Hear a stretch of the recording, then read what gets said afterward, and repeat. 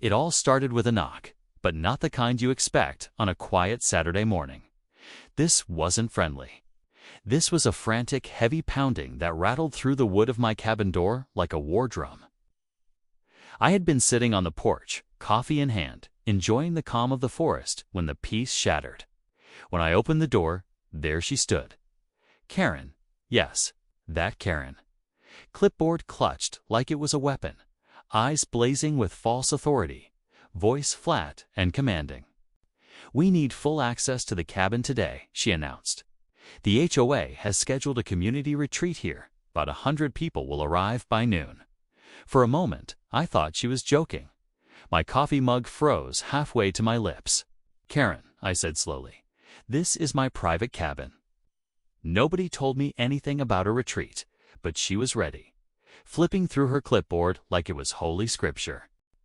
According to HOA Rule 13, subsection 4, any shared amenity can be used for approved gatherings. My patience snapped. "This isn't a shared amenity," I cut in, pointing at the heavy iron gate I had personally built and paid for 2 years ago. "This is mine. I bought it. I maintain it. You don't get to host a circus on my land." Her face turned red. Behind her, I noticed vans and SUVs already pulling up, honking like they were arriving for a sold-out concert. Tables and chairs were stacked high in pickup trucks. Karen leaned closer, lowering her voice. "You're making a scene. Don't embarrass yourself in front of the whole community." I smiled coldly. "Oh, you want a scene? Watch this." I walked past her, straight to my gate, and slammed it shut.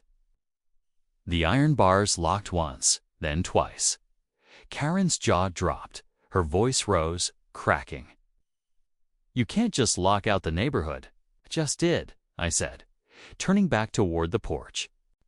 Phones came out. People recorded. Some shouted about calling the sheriff, but I wasn't worried. My property was covered by a full security camera system. Every angle was protected. If anyone dared to step over that fence, I'd have evidence. And Karen, whether she realized it or not, had just declared war. 10 minutes later, her army of guests piled up outside the gate, restless and irritated. Karen paced like a commander who had lost control. Her voice carried down the road as she argued on the phone. "Yes, officer, he's obstructing an HOA-approved event." "No, I don't have a signed permit, but it's a community matter." I almost laughed into my coffee. Classic Karen. For years, she'd twisted HOA rules to her liking, shutting down yard sales, harassing kids for riding bikes, fining families over paint colors. But now she had overplayed her hand. This time, she tried to seize private property, and the law wasn't on her side.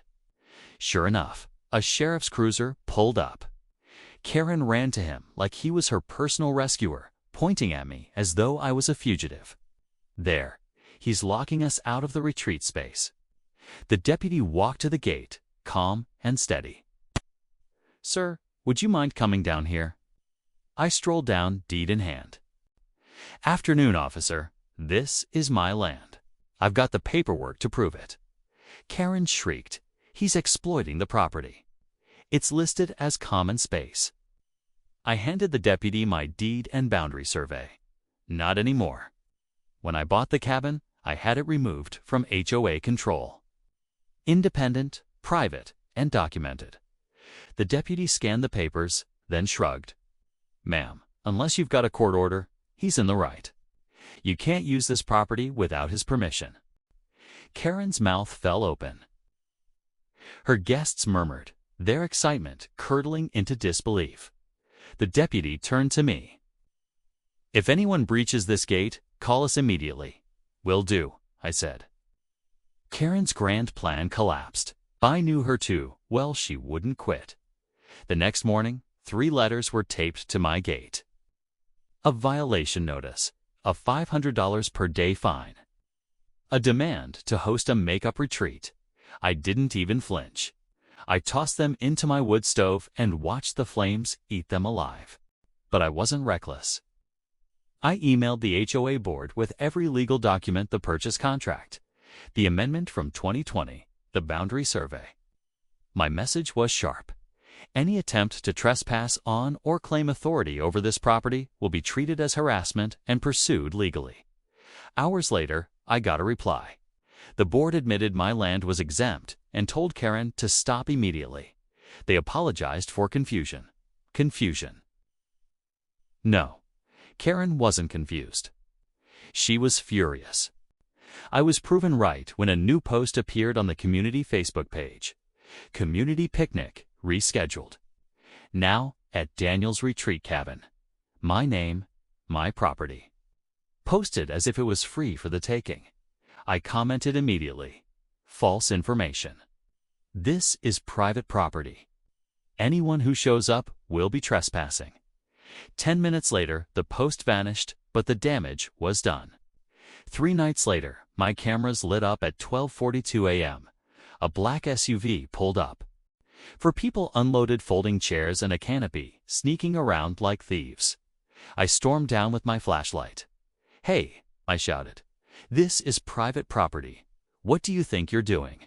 They froze. One whispered Karen told us it was approved. Karen lied. I shot back. "Pack it up. You've got 30 seconds before I call the sheriff and this time I will press charges." They scrambled, tossing everything back in the SUV and speeding away. Minutes later, I got a message from an unknown number. "You remaking this a bigger deal than it has to be. Don't forget, you still live in this community." Karen, that was the last straw. I gathered every scrap of proof, bylaws, land maps, meeting minutes, video footage.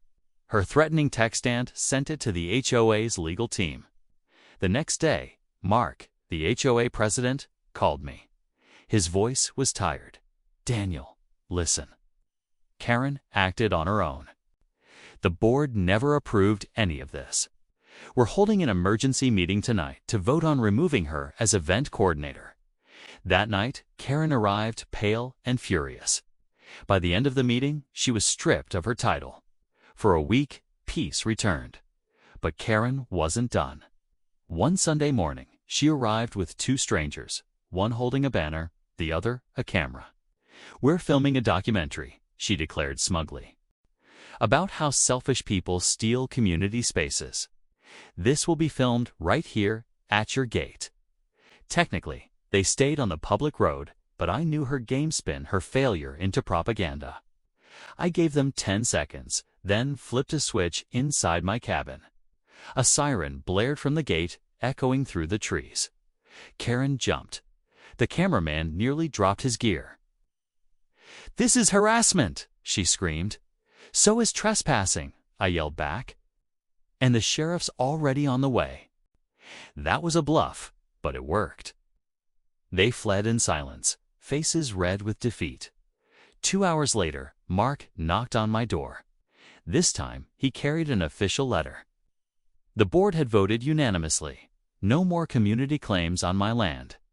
Karen was suspended from all HOA activities for 6 months. I closed the door with a smile. My gate stayed locked.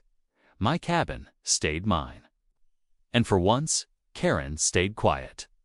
She thought she could hijack my cabin for 100 people. She thought her clipboard could override my deed. But all it took was one locked gate to bring her empire crashing down.